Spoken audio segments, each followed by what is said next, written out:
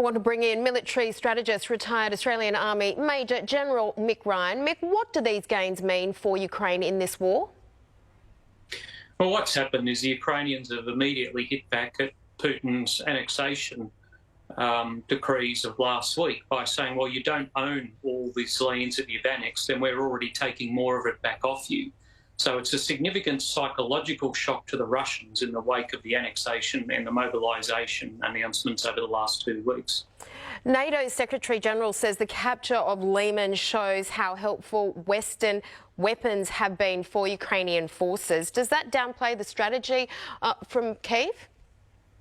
I don't think it downplays how the Ukrainians have fought this war. They acknowledge, even President Zelensky acknowledges the importance of Western weapons and munitions. But the Ukrainians are the ones who fought this, and they have outthought and outfought the Russians from the start of this war with Soviet weapons and Western weapons. As we've talked about, Putin's obviously annexed those 4 regions of Ukraine after those sham referendums held at gunpoint. He has ramped up his rhetoric on nuclear weapons. Are these signs of an increasingly sort of frustrated or desperate man? Well, I think so. The annexation declaration alone showed that he's frustrated with his military and that he's keen to get on with business in securing at least these 4 provinces. I think that's very unlikely. We are in a dangerous moment. He has threatened these nuclear weapons several times now, and it's not something that the West, the leadership of NATO or the United States can discount easily. So in terms of that nuclear threat, do you think he is bluffing, or could he actually do it? Well, he certainly has the wherewithal to do it, and he has the authority to do it. Whether his generals or oligarchs will allow him to do that is another thing.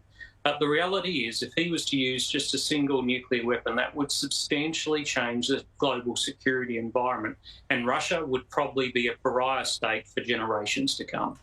So just in terms of how significant Lyman is, he's obviously telling the Russian public, he's telling his Russian troops that are going into Ukraine that the Ukrainians in those areas want to be part of Russia. So the fact that Lyman has been taken, will that sort of ruin his credibility with the Russian people and the troops who are going in his name?